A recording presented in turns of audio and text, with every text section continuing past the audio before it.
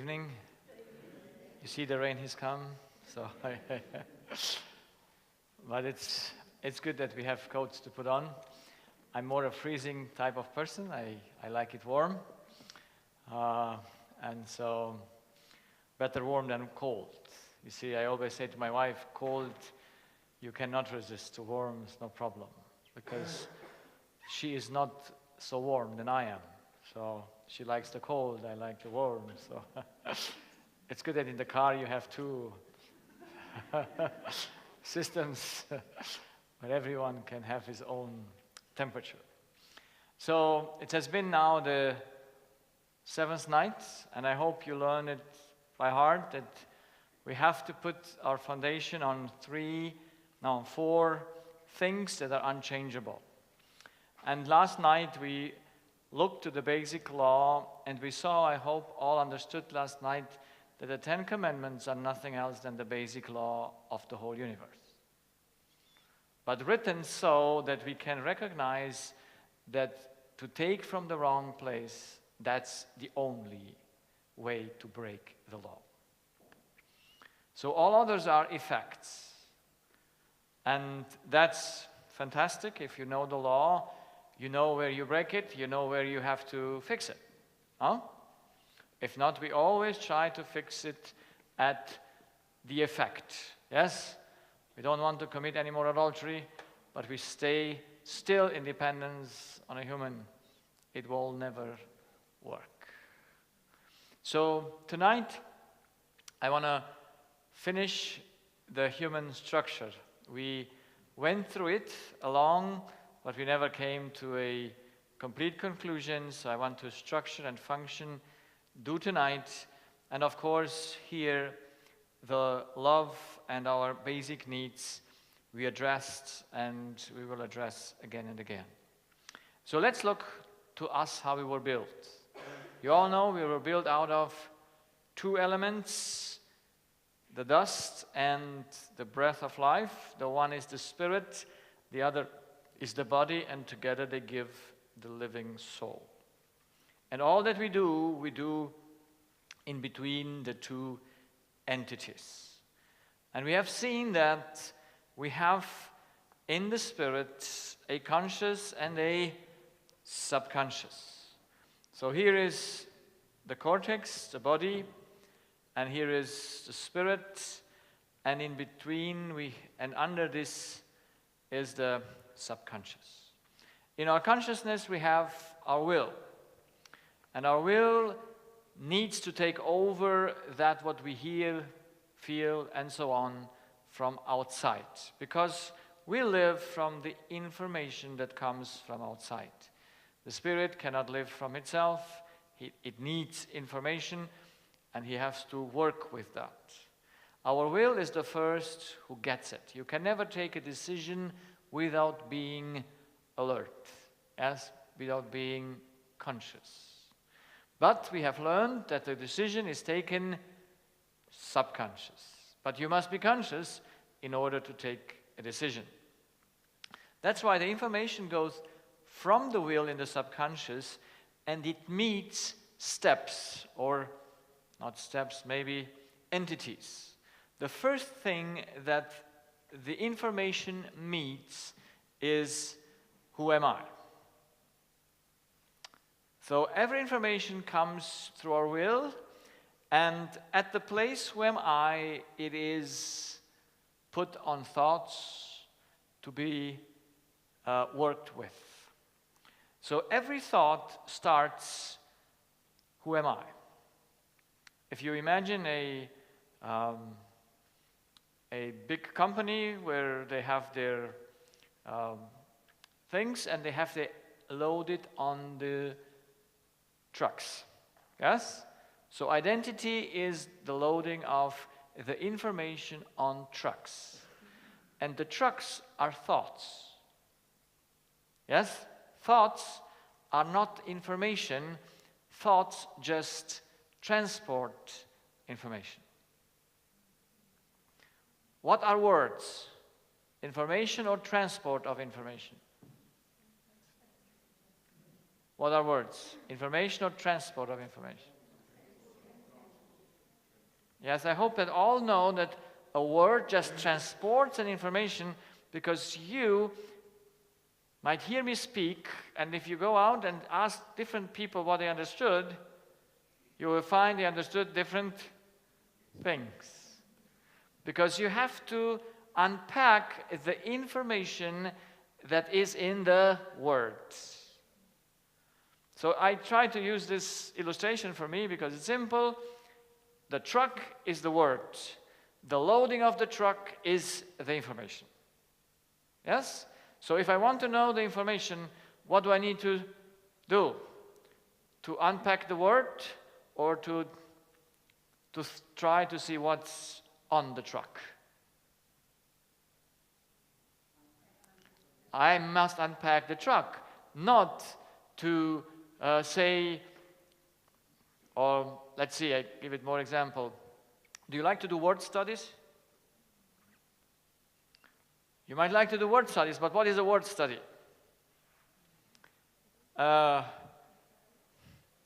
Discomposing, I mean, taking off the pieces of the truck, or the loading of the truck? Yeah? So, I hope that we all understand that the word study never tells us what is on the truck. Because the most difficulty we have is we confound the word with the information.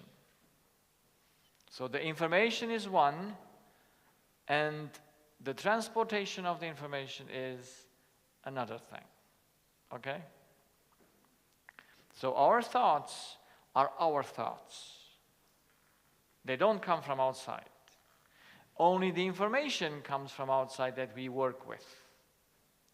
And we put the information on a truck according to who am I. That's the loading of the information on the thoughts, and from there on, they go on the streets until they get into the body, okay?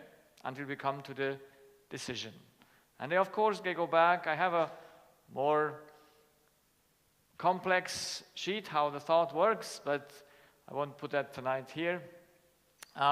So just to see it in its simplicity. So the truth is the entrance of everything. If it's not the truth, then we don't take it. So if the information comes, I check it on who am I, which must be the truth. That's the good I. Then all will work well. You know why I have the I here as an example? Because he who created us gave us the example and said, you have an I in your heart. And the one is the good I, and one is the evil I. Yes? Yes? When I first discovered the subconscious with the gain and loss, I was so amazed. I said, if this makes us sick, then it must be written and discovered long ago.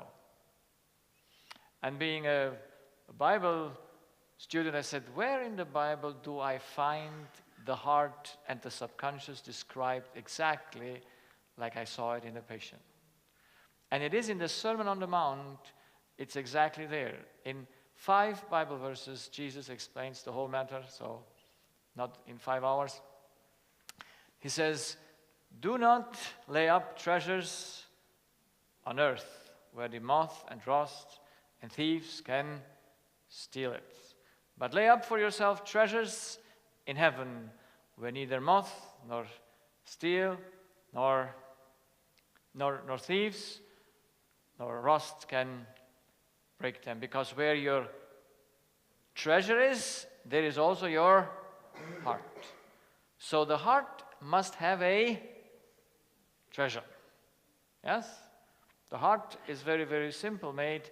A treasure is everything that you need in the heart. But what is the only condition for the treasure?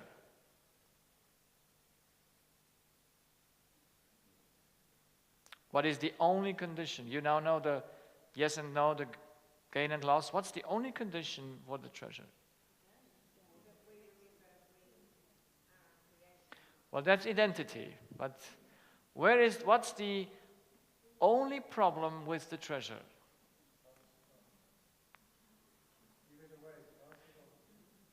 No? I know I lost you, but don't worry. I try to explain. Every problem comes because you have a personal loss. And if a personal loss is a treasure, and if the treasure is perishable, then of course you are perishable as well. But if the treasure is eternal, you are also living eternally. Yes? Everyone loses his life because he loses his treasure. So I must have a treasure that no one can take from me. And what is that treasure? What others are doing or what I do? I do. Can everyone take your actions away? No. That's why if we work so that we never work for ourselves, then all we do is a treasure and no one can steal it from us. And then Jesus says, the eye is the light of the body. If your eye will be single, that is the good eye, your whole body is light. But if your eye is a evil eye, then your whole body will be darkness. About what eye does he speak? This eye or the mind eye? Yes, it's only the mind eye. Yes, and so he says there are two eyes possible in your heart. The one that shows you the light, the other one shows you the darkness. And the one is the truth and the other one is the lie. So after the information comes into identity, it goes down to trust. The first action of the Spirit is trust. That is taking. Okay? Before you do anything, you must take. And the first question is, to whom do I trust? And the Spirit always needs a source of orientation to check the information. Yeah? He needs a measurement for that. So, then comes motivation. The next step of the information, the next thought goes, for whom do I do it? And we saw yesterday that nothing can do anything for itself. Yeah? Nothing can do anything for itself. So the action goes according to the law that says take in order to give. That's the law of life by which everything works. Then you must gain, and gain is to give. It's the goal of all our decisions. Loss is not to give or to keep, and must be avoided by all means. And then follows the decisions. How many do we have? Yes and no. The one makes the electricity, they are not. And only us are able to decide, and the decisions are the output of the Spirit going into the body, because our body needs to do things. Okay? So those are the areas where the thoughts start, and then it goes into the body. And of course it goes back to the will and so on, more complex, but at least we have an idea what are the steps that are decisive in our whole way to think. So let's look to the first man, how he was made. So he could have the Word of God as an information. So what was his identity? Who was he? He knew, I am a created being. That's the truth. That's the good I. In whom could he only trust if he was a created being? Was there any alternative? No alternative. So that's an automatism that he had to do, and it was his only source of orientation. What was his motivation? His motivation was love. That is, he did not live for himself, but for that what he was made. And he does all things out of love for God's sake, but not because God needs anything, but because God has made us to do it for a purpose. The action is clear, we take to give. Gain is the goal of all actions, or all decisions. Not to give, or the loss must be avoided. Decisions, yes and no. All the decisions are right, and loss can be avoided. So everything here is all right. So when Adam lived and Eve and knew that they are a created being, they could never do anything wrong. Never ever. So where did the wrong come in? Here, well, we have to see something. We think sometimes what she said about the choice. But we have a great confusion about choices. You see, can you choose to trust? Not really. You must trust. Because before you take a decision, you see the decisions is not at the beginning. Do you see that? Yeah?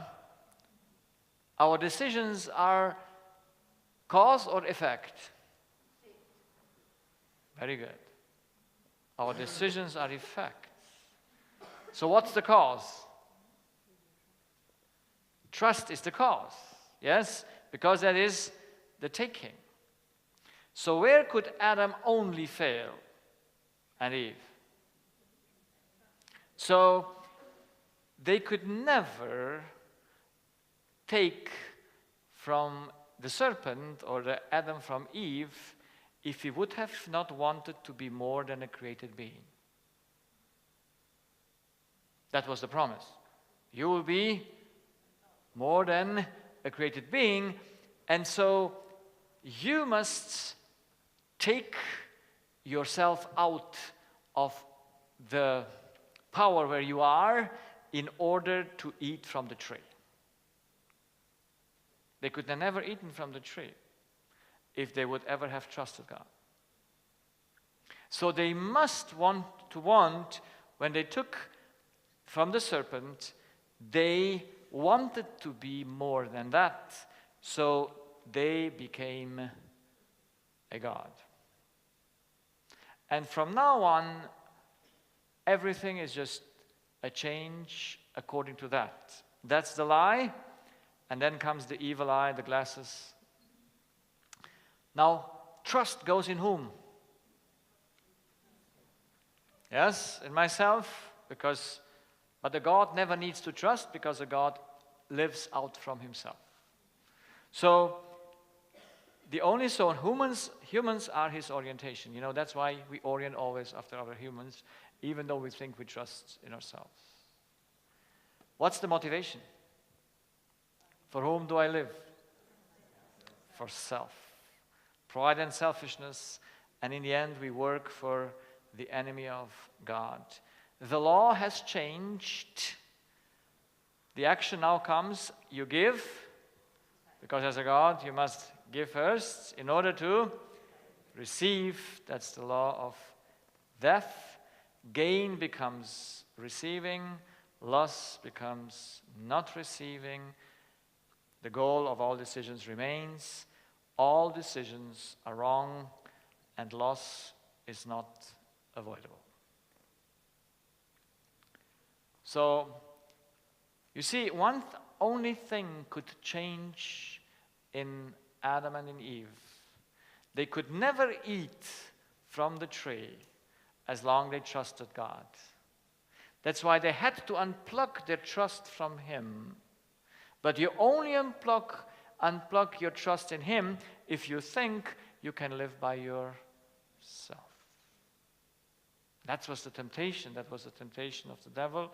And that's all the temptations, that you must unplug yourself, and the result we see. So I made it very simple in an analogy. We have a stove here, and does he work without power or with power? With power. And I put here the 110, how, you are 220 here in New Zealand? 240, okay. I didn't put New Zealand here, so. I put America and 220. So if the stove is made for 220 or 240, where do you plug it in? To 380? No. You plug it in where it belongs. Who determined where to plug in the stove? Who determined where you have to plug in the stove? The maker, of course. The maker says, this instrument works with this power. The instrument itself, can it choose by which power it works? No. No. So then, that is a lawful connection. Because the one that did it, how many things can you do with the stove? All it is designed to do, and it works perfectly. So you see, one connection, many, many, many possibilities. Yes? Now, if the same stove you connect to 380, what happens? It is an unlawful connection, and it will break and does not work, or it does not work properly. So the only way functionally to make the stove not function is to plug it into the wrong source or no source at all. Yes? But we all know that you need a source, and the problem that we have is one. What is it? We are all born plugged into the wrong source. Yes? That's our problem. That's why all our decisions, we will see, are free or not free? Not free. That's why we destroy ourselves. If we would have been plugged to the right source from our birth, everything that we do would be right. You would never do any mistake out of love. It's impossible. So let us look to humans now back. All humans have one action where they start everything. And out of trust, every action comes out. You can never do anything without first trusting. So before I make a step, I trust the ground, or I trust anything. You can never make one step. You can never drink water. You can do nothing without first trusting. It's so important to see that trust is the cause, because it's the taking, and to give is the effect. So, let's look. I put here the cycle of man so that we repeat it 1,000 times to remember it. You know, everything works in a cycle, and where it starts, it must also end. So we have the consciousness, the will, the mind, reason, whatever, and in the subconscious we have the identity. Now you know what's our first need? Love. Yes? We must take it from where? From outside of us. And how do we take it? Through trust. The action of taking is always trust. The one you trust, the one determines all your actions. Yes? Everyone you trust is your God. It's impossible not so. Yeah? Everything. So love must be taken out with trust. Out of trust comes motivation. Out of motivation comes decision. And out of decision comes electricity. The yes and the no. That comes into the body, in the cortex. And from the cortex, the electrical current goes into the limbic system. And from here, the first cycle closes through the reaction of emotions, what we feel.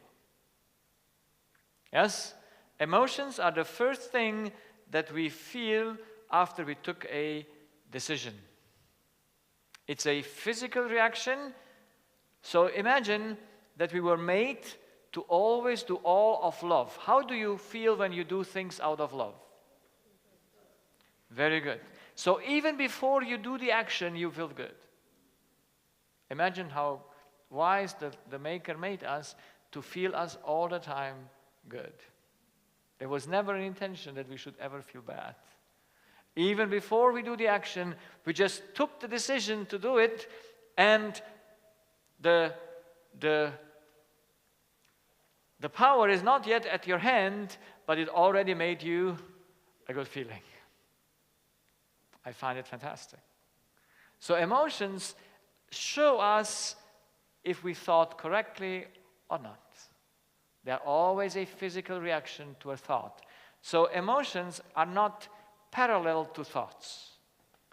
They last longer than thoughts. You know, you can have a thought, and then you have a whole bunch of changes in your body. They last longer until the whole things are made well again, but they are always the result of a thought. You have never feelings or emotions and thoughts parallel. They are a cycle. But you see how many steps you already have gone until you have an emotion. So from the entrance of the information till you go to this place, you see there how many steps have been gone, how many thought actions have been done, and then physical reactions through electricity, and the limbic system makes chemistry. So that's very fast. You see and immediately you feel. Now, but what is the next step? Where does the information now go? The electrical impulse, where does it go after the limbic system?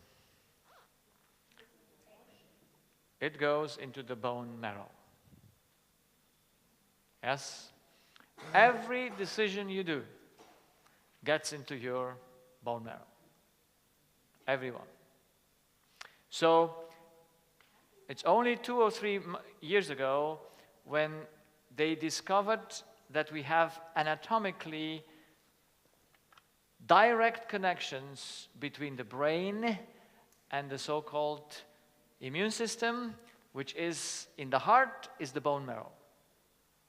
Because in the bone marrow, what is made? Your blood. Do you need blood? Yes, they are all the particles that bring all the substances to each cell. So there is nothing you think or you decide which not touches your bone marrow. You see, I have a good teacher, and that is a king that lived 3,000 years ago. And this king, when I started 15 years ago at my practice, I was thinking, what kind of a motto shall I put on the wall in my waiting room? No, you want to have a motto in your waiting room, something that... And I have it.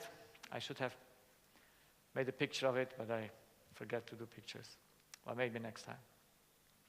And I found a motto that sounds very medical. It is, a merry heart is good like a medicine. And in German it is good like healing. Yes, so a merry heart is healing. So my friend who did all the furniture, and also he's an artist, the motto at the wall, he wrote in the stone that he made the motto, the healing with letters of gold. I mean, just, you know. So a merry heart is healing. A broken spirit drieth up the bones. When I put that 15 years ago on my walls, I did not know what I did. But I did not know that I put the whole medicine in one sentence on the wall. In one sentence, you have the whole medicine. Solomon knew exactly. And if you read his prescriptions, he says words are good. Nice words. Yes? And he also wrote a lot about the Spirit. And he made a doctoral, I say so, a doctoral dissertation, and that is Ecclesiastes. You know about what is Ecclesiastes? All about the subconscious heart with the evil eye. Because that's the title of it. He says, everything is what? Vanity. Yes, from the perspective of the evil eye, everything is vanity. And he says, I wanted to go to gain. And then he explains his whole experience of gaining. And when he sees that everything that he gains he cannot keep, he gets depressed. And that's why he writes this dissertation about the human heart. And if we would have known how the heart functions, we would have said Solomon was a person that knew exactly the human being 3,000 years ago. 3,000 years ago, and he wrote it down. And we have it in our hands, but there is in no university you have Ecclesiastes as a book of study to understand the human subconscious. But it's all written there. Isn't that ridiculous? Just, we have all the material there, and we don't even know it. So the bone marrow afflicts everything. From the bone marrow, every action goes in all organs. In all organs. And only here, the air, water, and food circle starts. Before, we have no air, no, yes? So here it starts, and then from here, of course, goes back from all organs to the limbic system, and from the limbic system to the cortex, and back.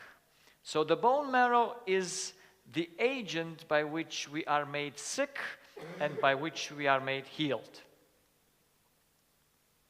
Because it just follows either or. It's the sword with two sharps, yes? Two, how you call it? Two edges, yes? Two-edged sword. So all our healing come through the bone marrow. That's why we say we have to make our immune system strong. But the stronger your immune system is, the more sick you are. Because it's not a battle in a physical world. Do you think cells ever battle? Do you think between atoms or proteins there are any battles? No. But we are told, in our body we have only commands, no battles. Because the body is pure physical. He is a computer. He does all things according to the commands. So that's why understanding this big circle would give us an idea. When we have a disease, it must start where? It is made here, but it starts up here. Because the bone marrow just follows a command. The bone marrow gets the command to produce antibodies for your pancreas B cells. And then they go and stop the production of insulin. And then you have diabetes type 1. Type 1. And then you have no problem, no power to change that. We have not yet antibodies to kill the antibodies of the bone marrow that go and stop the beta cells of the pancreas.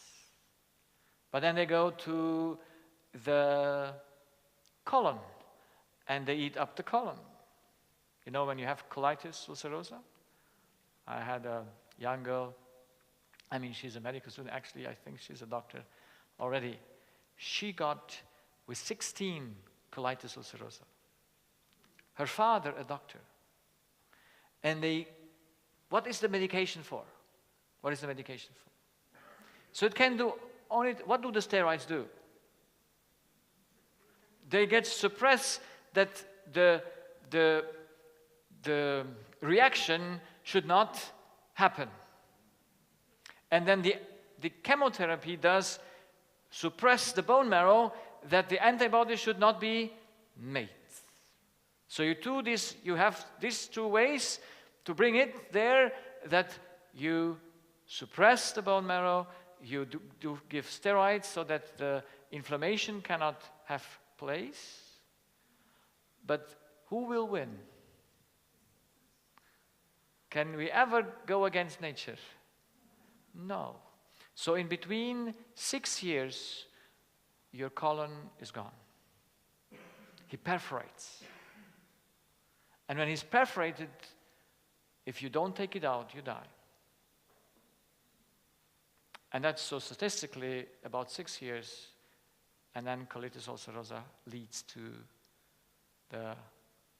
the perforation of the colon, and then you must take it out. So she got surgery, colon was taken out. Yes, her small intestine was connected instead of the colon, so she did not have a outer bag. But what's the cause? When you get with 16, colitis. Should we know it?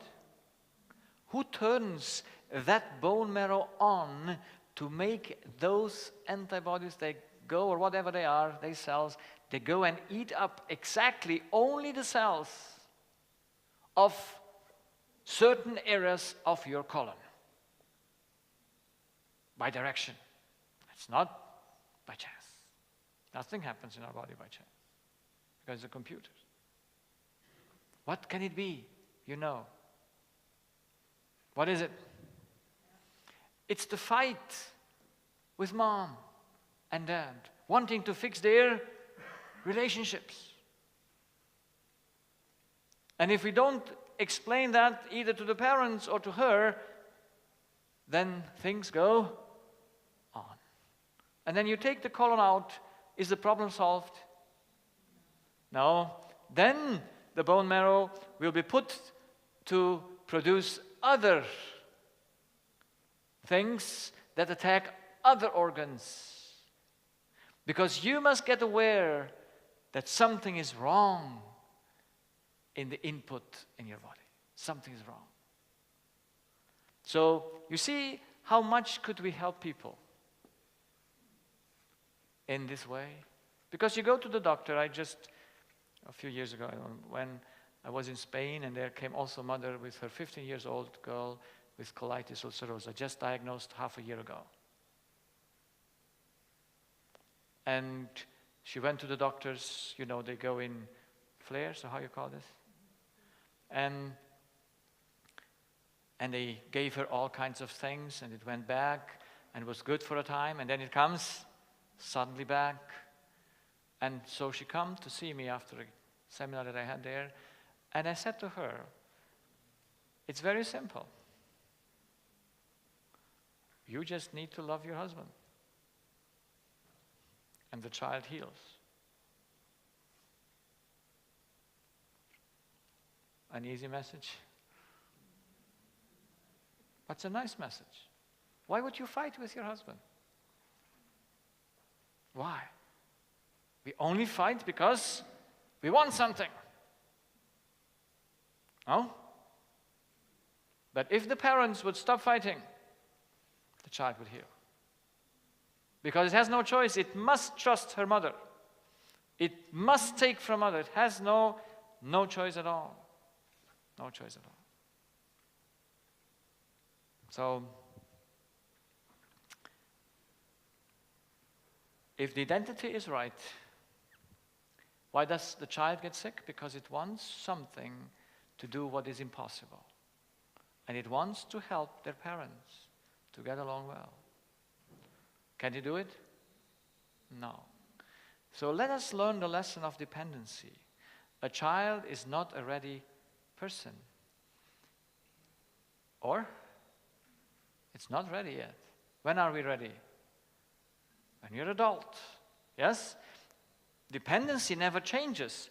But as long as the child is a child, it has mother and father as their gods. As the one where they have to take from. And the sooner the parents would teach the child to bind itself to God, the better it would be for the child, because it would then be free, not trying to change the source or not trying to fix the source so that it will be well with her. It's dependency. We cannot change it. And if no one tells us that we are dependent on love, and we take that always from a person, that's why we have in medicine no solution that we say, this is the cause. But when we know the human cycle, then we know where to start. And it always starts with the right identity. Right identity means normal functions. Because then you take love from God, then trust is good, motivation is love. All your decisions are correct and free, as we will see. And your electricity and body works according to what he was made to work. But if your identity is wrong, what happens? All functions will be not normal and will be destroyed. So what do we need to change in humanity? What do we need to change? The identity. Because identity determines trust. Trust determines motivation. Motivation determines decision. And so it is a cycle. So let's look to that in another picture. What does the law govern in a human being? We have two things, dependency and freedom. You like liberty? Yes? So where is our choice and where is no choice? Let's see a little bit, where do we choose and where do we not choose? So, can we choose our dependency? Think on the stove. Can you plug in the stove to something else than the right power to function well? No, because that's no choice. Humans were made to take from God, because God is the only source of love, and he cannot live without it. So can you use a computer ever if it's not unplugged, if it's not plugged in? Can you use it? So that's why the plugging in is something you cannot choose. You must have it in order to take decisions. Are you with me? In order to work, you must be plugged in. And that's not by choice. When God created Adam, did he ask him, do you want to trust me? No. He only gave him an option and said, if you don't trust me, you die. But is that an option? No, it's not a choice, because that's just your end. And since Adam was not made to die, if he had no need to die, he would have never, ever eaten from a tree that kills you. Would you ever eat a poison tree? Would you? Never. Because you would say, I have enough trees to eat from. A poison tree is never attractive. But it was another attractive. They wanted to be independent. They wanted to know that, what is not their need to know. So you must take in order to give. And give is by choice. Only in the giving you have a choice. There you have all deeds. All deeds are free. You work, you eat, you drink, you sleep, you talk, you smile, you run. Whatever you do is free, because love makes you a free agent. You're dependent, but all your decisions are free. Adam could do whatever he wanted in the garden. Out of love, would he ever made something wrong? Would he ever spoken back to Eve? Or would he ever damaged any tree? Would he ever try to? No, you cannot. Out of love, when you don't live for yourself, you can never do a wrong thing. You are free in your decisions. But we cannot be free independent. We get confused sometimes between liberty or freedom or dependency. Yes? We think it's the same. But they are two different worlds. We always are dependent, and if dependent from the right source, we have all freedom to do whatever. Adam could work, could eat, could drink. Did he have any pressure? Did he ever need to run or to do something against his will? Was there any danger? Nothing. He could always think, always do with pleasure all his decisions. This is very important for us to understand. If God would have created us to choose the source, then he would have created evil. He put the choice in the eating. Yes, you see here, eat. But you can never eat from the forbidden tree if you don't change your source. If you don't unplug yourself and plug you into another source. Yes? That what comes out here must go in here. There was a question?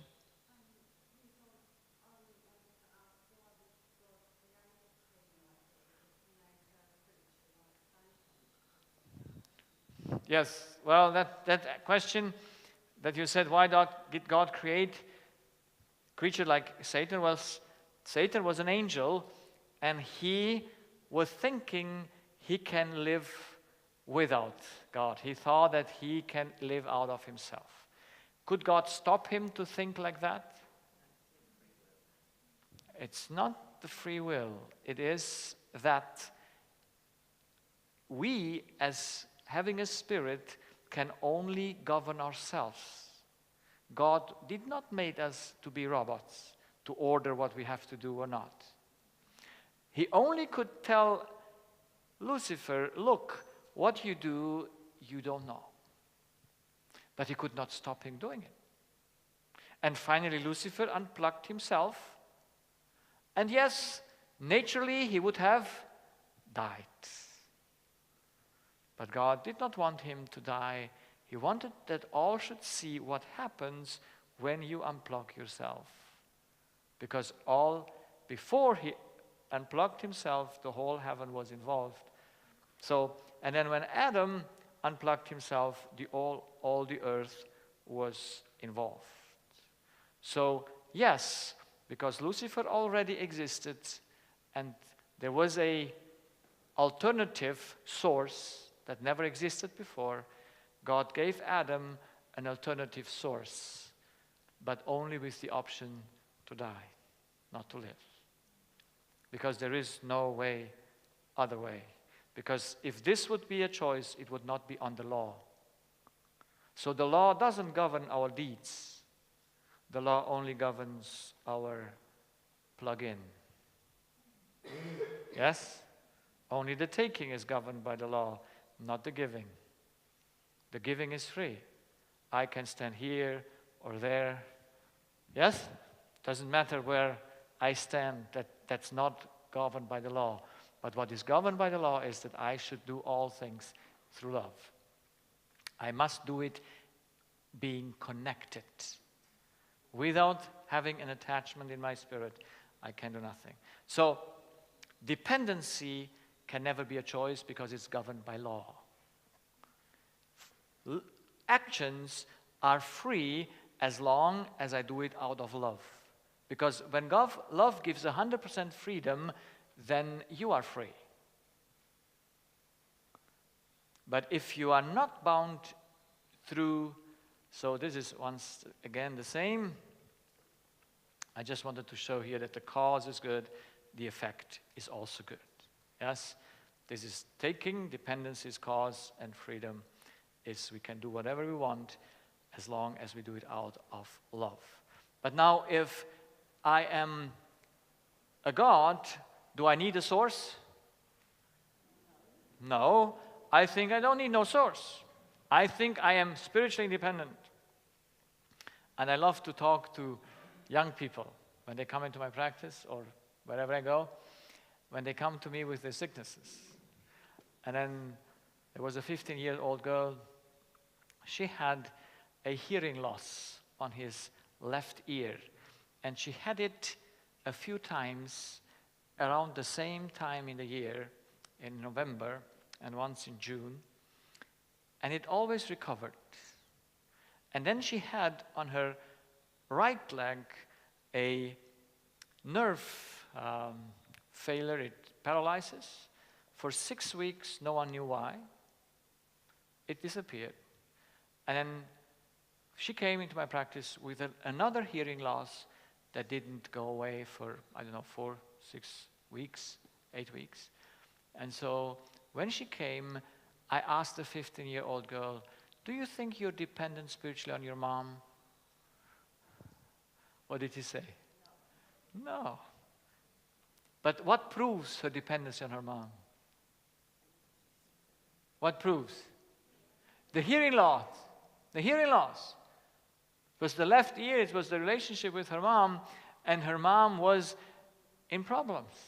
And I asked the mom to come for counseling because I couldn't speak with the 15-year-old. And mother came and she told me her story. And she said, I thought I solved the problem. And I said, your daughter proves your problem is not solved. And we'll see how we have to solve the problem. Because the body is not liable. He cannot lie. He can never destroy itself. He must be destroyed. And no one can make you hearing loss except your own mind and spirit by putting in something that he takes from somewhere what is not according to what he needs. So, we need to know we are spiritually dependent. And I spoke to the mom. The mom came for counseling. I did all the counseling through her. And after 3 or 4 months, the hearing of the child came back. Like nothing. You see, if that hearing would have been something solid that we think, oh, the cells have been died and it's an infarct and it never comes back, you need a hearing aid. But I had a patient that after, I don't know how many months, it was more than the half was gone, no hearing. And suddenly from one moment after the other, it was normal again. How can you explain that? So there must be the hearing loss. It's probably not even in your ear, it's just on cortex level. Probably it's just there where the interruption of the connection is. So that's why it can be switched off or on again. You see, when I have patients with hearing loss, you know how much treatment I do? Nothing. Almost all hearing losses heal in 5 to 7 days. If you do something or not. If they don't heal in that time, then the problem is more deep. And then you have to see how you solve that. But it's like a flu. It takes 7 days and it's gone. Yes. The same thing that causes hearing loss causes also the tinnitus. Yes, it's the loss of a person, it's the loss of a source, it's that I want to keep someone that I cannot keep. Yes? So, we need to know that we are dependent by no choice. If we are not dependent on God, we must be plugged in to another one. And so, we take automatically, but now, how is our giving? Free or not free? Not free. We lost the choice. You see, when you come home and your wife is not happy, do you have a choice to be happy? No, if you depend on her, you cannot be happy.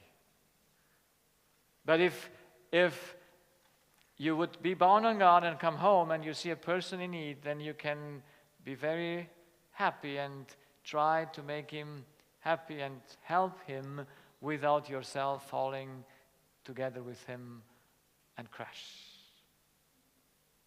So, you see, because we are bound to the wrong source. We have unfree actions. We work as slaves. We don't work for free. We eat free or slave. That's why we have no control. And I must admit, I ate too much this week. So I was in bondage to the source. So, you see, when we have no control over eating, it is because we are not bound to the right source. Because if you're bound to the right source, you can stop eating when it's enough. So, drink, sleep, talk, smile, run, everything is unfree. Yeah? In a moment, you get challenged. Now, for a while, you might think you're free. That's why I challenge people who come today and say to me they have a free will. I say, wonderful. Let's try if I can make your will work without you want it. Can I do it? Yes. I just have to provoke him. I just have to say a nasty word to him, or maybe whatever I say to him, he might get very, very angry. And he might go and do what he does not want to do, but he must do it because his actions are not free anymore. So, right or wrong dependency brings to an evil effect. So, we can check the dependency always on what we do and how we do it. So, all my patients prove that they are free or unfree? Unfree. So we lost our choice to do what we want when we switched the source. When Adam switched the source, we lost our choice to do what we want. And if we would come back to the right source, we would again be free to do what we want. And no one could force us to do a thing. We just would be rational, reasonable, and choose to do the right thing, because we would have been connected to the right source. So all the problems that humans have is one thing. To whom are you connected? Because you must be connected. Yes, what you work and all this, it's not necessary to be done, but this is by no choice. Because we are dependent beings, we are not independent. And if children would have not taught to me that they are dependent on their parents to live for love, then I would have not seen it. But children told me, this is the problem. They must take in order to give. So taking is one thing. Trust is one thing. But all your actions come out of that one plugging in. You see, you have a computer, you have one power source. How many things can you do with it? Unlimited things. So we were made. We were made to do unlimited things, but not without be plugged in love. This universe is only safe if everything works unselfishly through love. Then, do you need any police people around? No. Because everyone never searches his own. Everyone works out of love. There is never a danger and can never occur any danger. Without any police, without any restraint, because you can never do a mistake out of love and out of righteousness. Do you think it's not nice how God made the universe? Everyone governs himself, who has a spirit, who has morals, and he does it without being forced and He does all of love, and then you can have billions and billions of beings, and there will never be a quarrel or a fight or anything, because anyone just makes everything unselfishly, not for himself. I like the concept. Do you like it? I like love. I fell in love with love. And I wished I'd be totally bound to the source, so that out of myself I would just do things that I like. Things that make sense. Things that would never use force. I am very tired to be an unfree person. But if to become unfree, to become free again, there must be only one change. The source must be changed. But in order to change the source, you need a new identity. And that is the cross. We will talk about that tomorrow. Tonight, I want to finish with a great subject that is all about who am I? And that is the subject of forgiveness. Because I came to understand that many people have an issue, not necessarily they cannot forgive, but they forgive, but they don't know what forgiveness is. So you see, I asked today my patients and asked them, I asked them and say, look, they come to me and say, I forgive. You know how I learned it? I tell you a case. In my practice, I learned everything from cases. Yeah, it's so fantastic. I am the student in my office there at the practice. There came one day a lady, and she had an ear ache for half a year on his right side of the ear. Pain, of course, I looked into the ear for half a year. If you have pain, what should be there? Not much.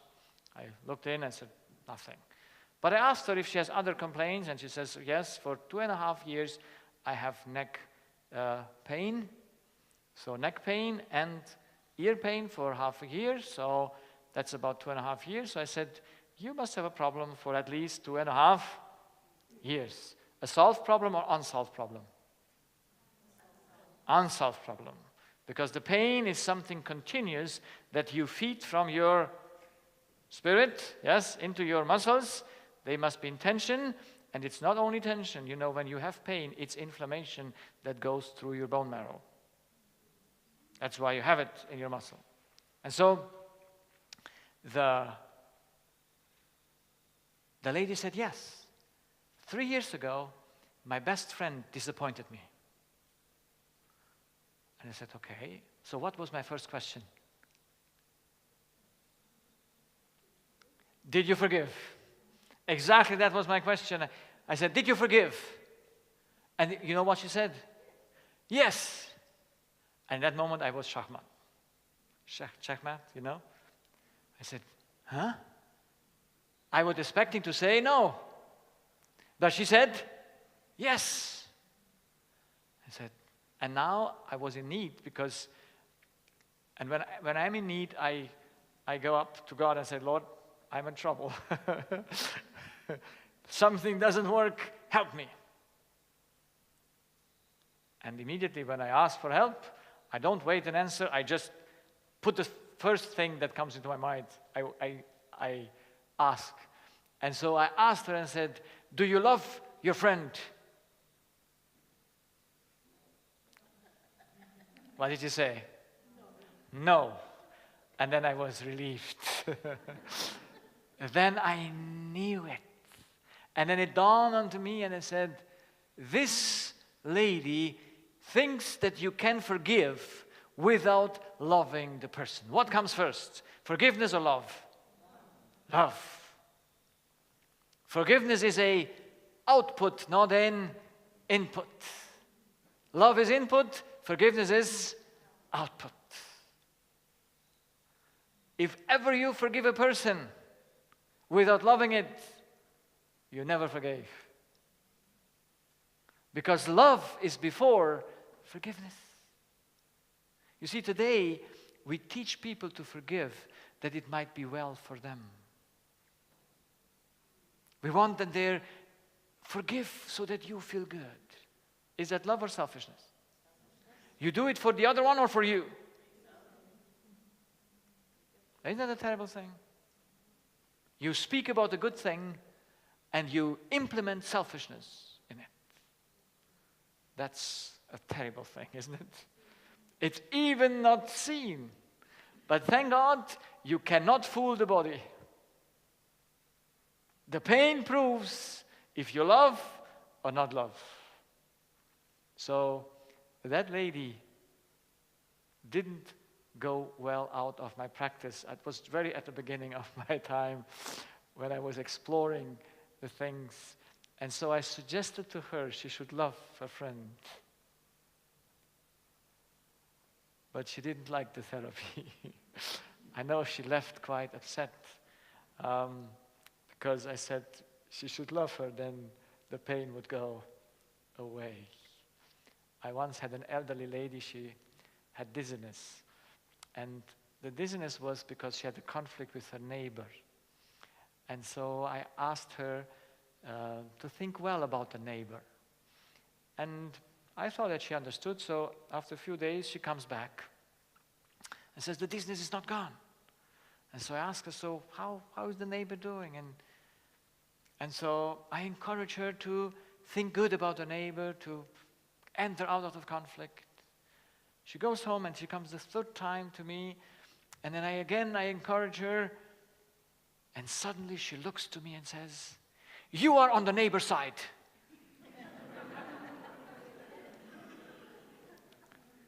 I said, so here you want to help the patient, to love the neighbor, and she suspects that I am wanting to help the neighbor, not her.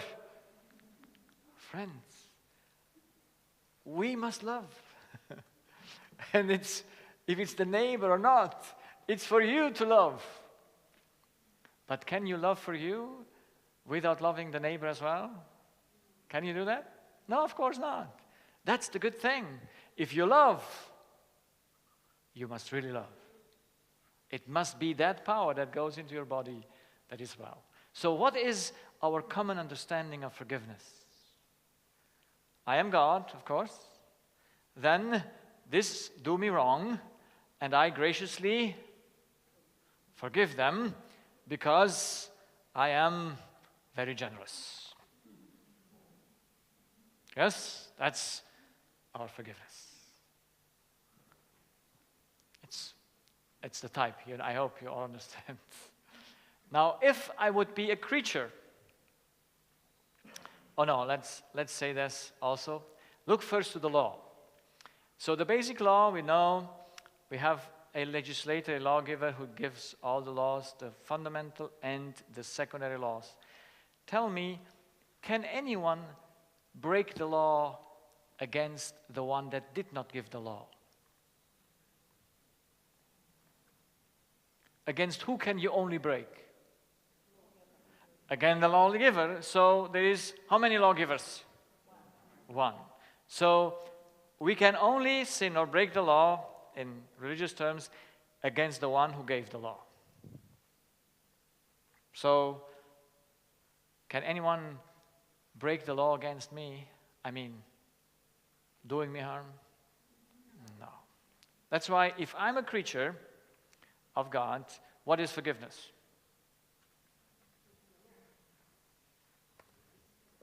Because the Bible says we should forgive. Yes? But the Bible says we should forgive because we all think we are gods, and we think the things were done unto us. But if you're a creature of God, then forgiveness is you did wrong to God while doing wrong on me. I will ask God to have mercy with you and forgive you as he had with me. Does that sound as love? Yes or no?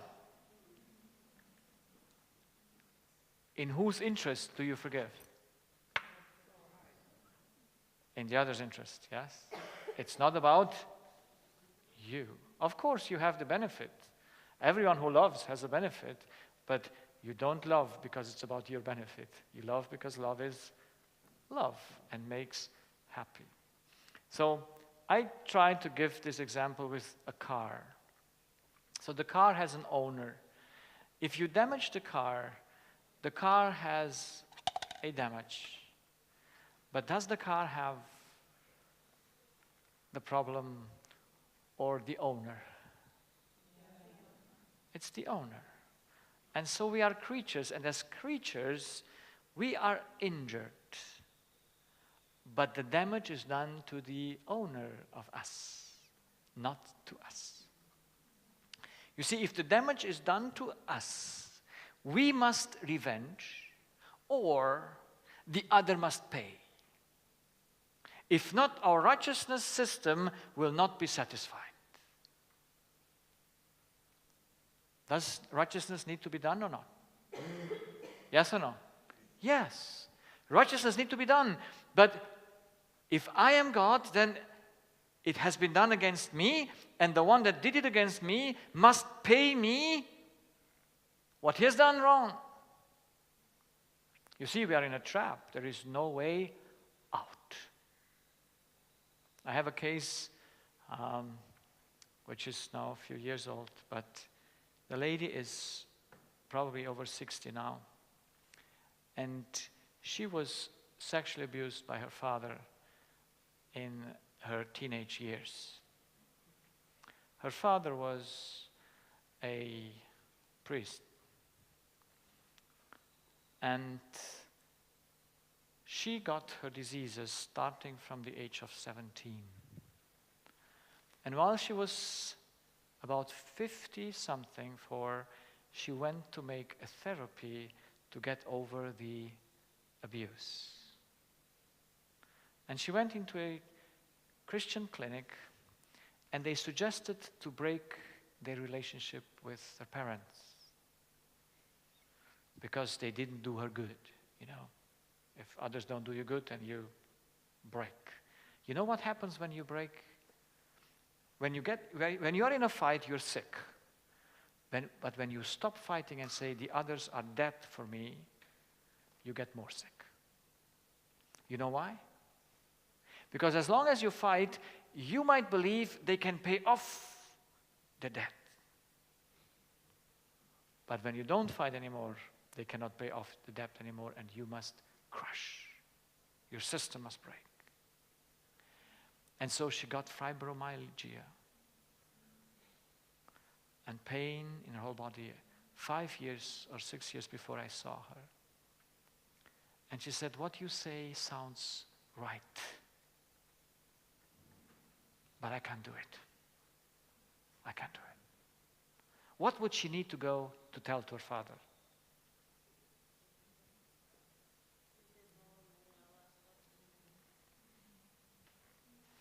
You did wrong to God while doing wrong on me. I will ask God to have mercy with you and forgive you as He forgave also me. If she can do that, is she exercising human love or divine love? Would it be a miracle or no miracle? It will be a miracle. And divine love is a miracle. If we can exercise it, we are free. If not, your father or whoever did you wrong remains your God, remains the person that you never can love again.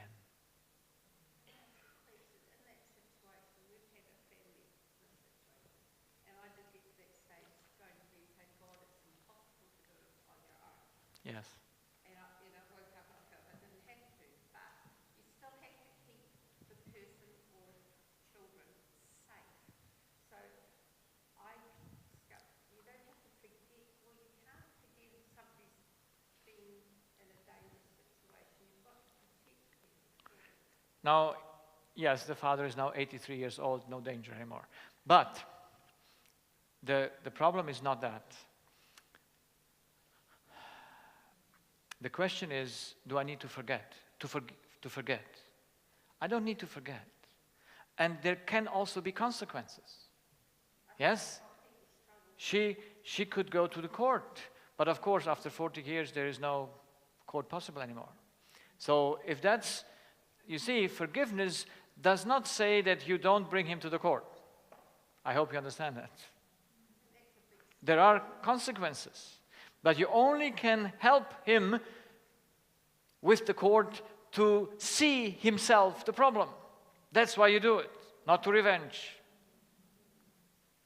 Because for you, you don't need to go to court. For you, you can stay alone and, you're free. But for the sake of righteousness and for the sake to help the other one, you can go to the court. But if you go for you, it's wrong. You understand the difference? Because that's revenge. Then you want, just with the hand of the power of the state, you want to revenge yourself. That should not be so. So forgiveness does not say there is no consequence. You see, I have a case in a country where the husband is in love with the best friend of his wife. And it's now, I think almost 4 years since the things came out. And of course, who gets sick? The wife. So what do I suggest to the wife?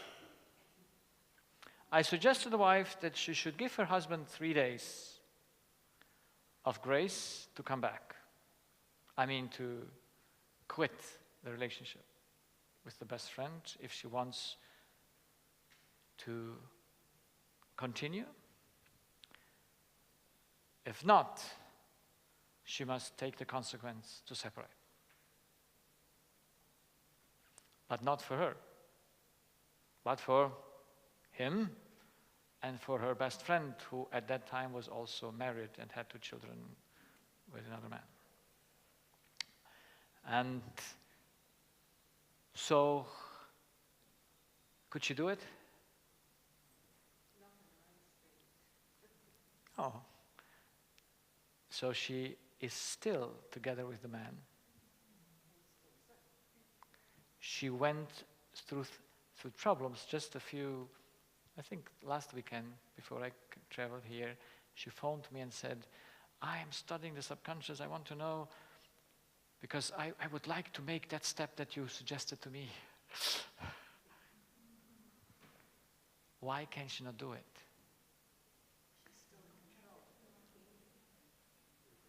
What stops her? The wrong source. The wrong source. You see, back then she said, I will wait till my son finish school. And then you wait till the daughter finish school. And do you solve any problems?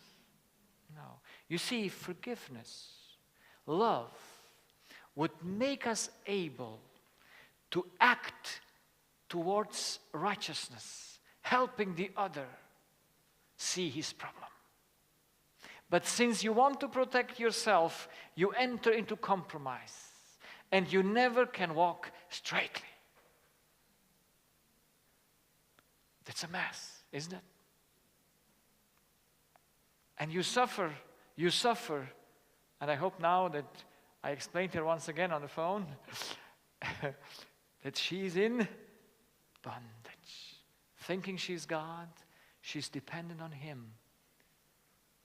And so when you're dependent on a person, you can never act free. You can never say, oh, I love you, this is right and this is wrong.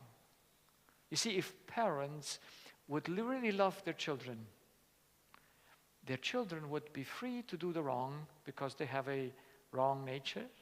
But the parents would just be friends and say, you did wrong, no worries, because you did it because you're unplugged to the wrong source. Now you see what happens when you're unplugged to the wrong source. You get consequences. It hurts. And then mother would suffer together with the child but it will still hurt. So that the child gets aware, oh, I should unplug myself from the wrong source and plug me into the right source. And that would be destroying the nature that you are a God, which you are not. Then education would be a nice thing, was it? The mother would never get upset. All the defects that the child would put on her output would be for the mother a help to help the child see its problem that it has from its birth. And they too would be a team against the problem we inherited. And there would be no team one against other, but together we would fight the same enemy, the same deception. Wouldn't that be a nice family? You see, love has no compromise in it, but it is free. It lets you do the wrong, but it also gives you the consequence. That's why I don't counsel my patients. I say, you need to love your husband. I have now also a case of a friend I know who his wife left him with another man, and he has 2 children, 8 and 3 years old. And it's the 3rd time she does it. Yes, the 3rd time. He forgave her twice. I mean, that's not forgiveness. That's compromise. It's compromise. It's compromise for whose sake? No, for your own sake. All compromises are just selfish for your own sake. There is no compromise in love. Yeah? So now they have these 2 children. And she went off because she needs what? Love. She wants it from a man.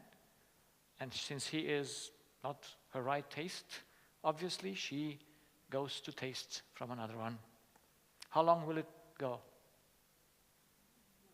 Not long. Not long, she will come back. What will he do? What would you suggest? It is over forever. It is over forever. God will take care of the children. We will manage it. But we won't do compromise. You need to love your wife like yourself. She can go with whom she wants.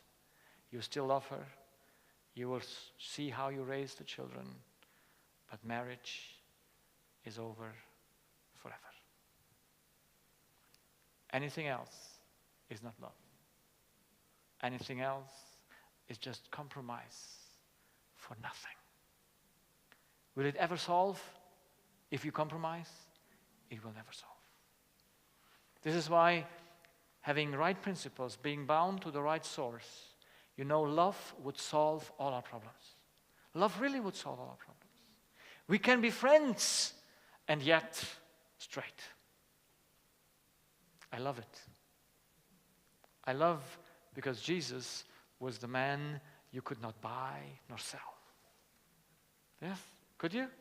He was loving, he was kind, he was meek and lowly in heart. But neither his mom could change him. His mom wanted to push him to go to school. Yes, they wanted to press on him things. The Pharisees, his disciples, he never moved except by love what he knew was right. And I think that's strength. Love gives you the greatest strength. So let us finish to see forgiveness the right way. How does God forgive us? I don't have the time tonight, but God forgives us by taking our life and put it on another one's. That's Christ's life. So that through the righteousness that Christ lived, he says to me, you did me no damage anymore, because now I have a righteous life in your stead. You owe me no debt anymore. That's God's forgiveness to us. Maybe tomorrow night I will speak more about that. So if I'm a creature of God, how do I forgive the one that abused me, that hated me, or whatever did to me. How do I forgive? The same way. You did no damage against me anymore, because that what was taken off from me was taken also off from the other one. Yes? So you owe me no debt anymore. You see, my wife sometimes remembers me of the old days before 7th June 2003. And I say to her, look, go to my boss, go to Jesus, because he took my life. If you have any complaint, complain to him. I am clean. I have a clean life. His life is my life. If you have anything to do with my old life, go and trouble him. But me, you cannot trouble. Me, you can give no guilt thoughts anymore, because it's not my life. You see, I can look back. I see what damage I did to our foster children. I see the damage in front of my eyes. And it's a warning. But I knew I did it without a choice. And I knew it's not my doing anymore. I exchanged my life. And now all my deeds are not my deeds.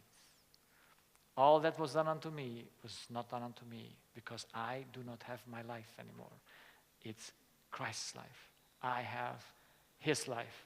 So whoever wants to judge me or wants to go with me somewhere, he must address the owner, not me. That's a nice thing, isn't it? To be free. Yes, to have no guilt, no thoughts of remorse, because you are a person that does not belong to you, the life anymore. There was one person that never forgave, that never needed to forgive, because he was living in the right state of mind.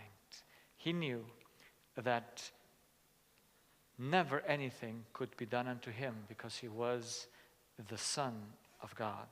He has no possession. He was not himself. He didn't possess himself. Never he took anything personally. If we would never take anything personally, we would be free agents. Yeah? Because only if you're a God, you take things personally. But if you're a creature, you are a representative of God. You're a creature of God. You can never take anything personally. Jesus said, when they crucified me, they didn't crucify me, they crucified my Father. That's why he said, he who rejects me, rejects my Father, not me. So there was a complete identity with his Father. That's why he never needed to forgive. He knew, I am a creature of God. All that is done unto me is done unto my Father. That's why he does not say when they crucify him, please help me to forgive them. But he says, Father, forgive them, because they do it against you. So he who hurts me hurts my Father. And if I hurt you, I hurt your Creator, not you. Yes? Is that the question? Exactly. Well, that's what I say. They asked the Father, because it was not, he didn't say they crucify me. They say they break your law, they crucify your Son, they do a wrong thing. You have to forgive them, not me. Is that not a relieving thing? To know that no one can harm you and no one can touch you? There is nothing better than that. So let us shortly remember, everything that is decisive in our life is just a question, who am I? And if you check yourself now every day when you get into trouble, you will always see where your thoughts and actions come out. If you're a God, then you will see how you act unfreely. If you would be a creature, when you face any negative things, you would be a free agent, acting freely, no pressure, just out of love, because love is freedom. Any questions for tonight?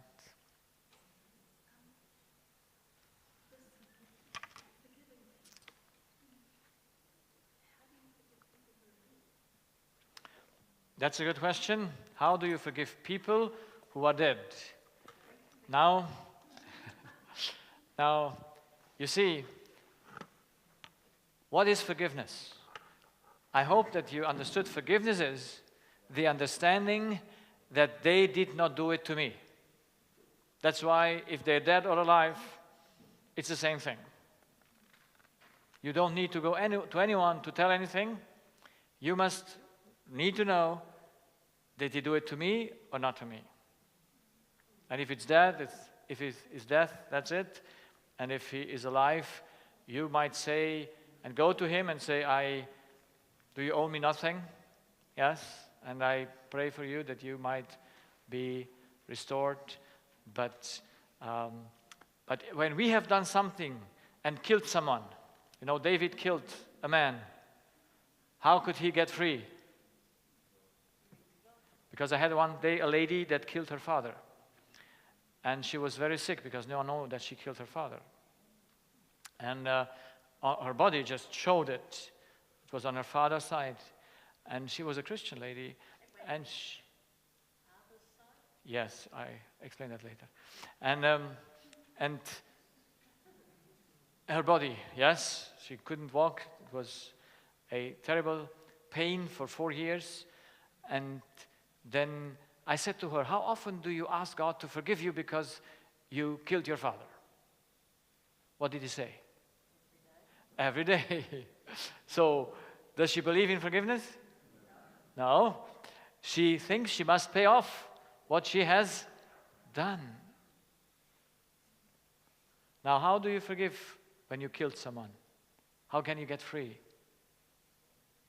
Can you get free or not? No, because you can get free. Why? Because whose property did you touch? Is God still alive? So with whom do you have to arrange the things? With God. And so you ask God for forgiveness, and it's gone. Oh, he can give me consequences, but not those that I inflict myself over me. No? But for killing, there is no consequences usually. Yes, I mean, David got consequences not necessarily for killing Uriah, but for taking his wife. When he could choose so many women in the land, he just took the one lamb of his neighbor. That is terrible. That was what David said he had to pay 4 times. Yes, that's why he had to pay 4 times. But David said, I did not sin against Uriah, I sinned against you only. Because you can sin only against the Creator. This is why even when people are dead, we don't need to have guilt thoughts or remorse. Because we go to God, we tell him what we did. We did it without a choice, mostly, thinking we do something good. But even if we did it with a choice, even if it would be guilt, can it be forgiven? Yes. I exchanged my life.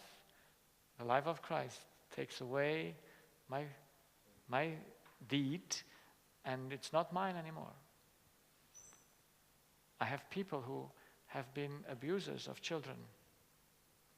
Can they be forgiven? I have patients that are sick because of the remorse they have in their mind. And I say, yes, what you did is wrong. But can they be free still? Yes, friends.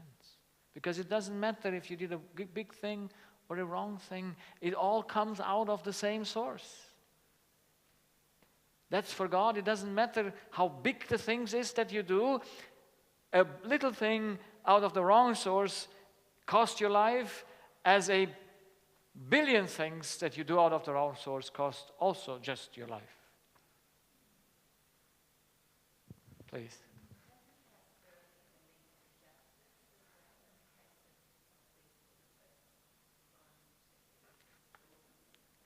Well, yes, we have to go to court or do the justice part. That's no question. But even though he might go to jail or whatever happens, if they want to suit or whatever they do, he still can be a free agent in his mind. That's the power. Yeah? That's the power. That's the power of God, please. Yeah, I went through something pretty similar myself, and I knew in my heart and with God that it wasn't true. But later on, last year, I met up with a victim. She came to apologize because she knew she told this lie. And the saddest part is I had to carry it, and I didn't. I gave it to God. And I asked her, we've got to make peace with God. It's not with anything else in this whole wide world that can help me like God. God helped me for going through what I went through, and God knew that I didn't do what I was told that I had done. And now, praise God, I believe in God, and I think same with my wife, same, and it all comes down to what you just said. You've got to get it right with God. You have to. There's no second answer to all this. God is the only one that can change your heart. Well, yes, he made provision for it, but we have to do it because he cannot think for us.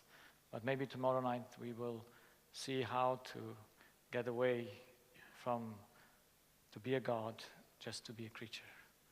Because that's the truth, and the truth will make us all free. If not, we stay in the gall of bitterness, and we will destroy ourselves without a choice. So thank you very much, and have a good night.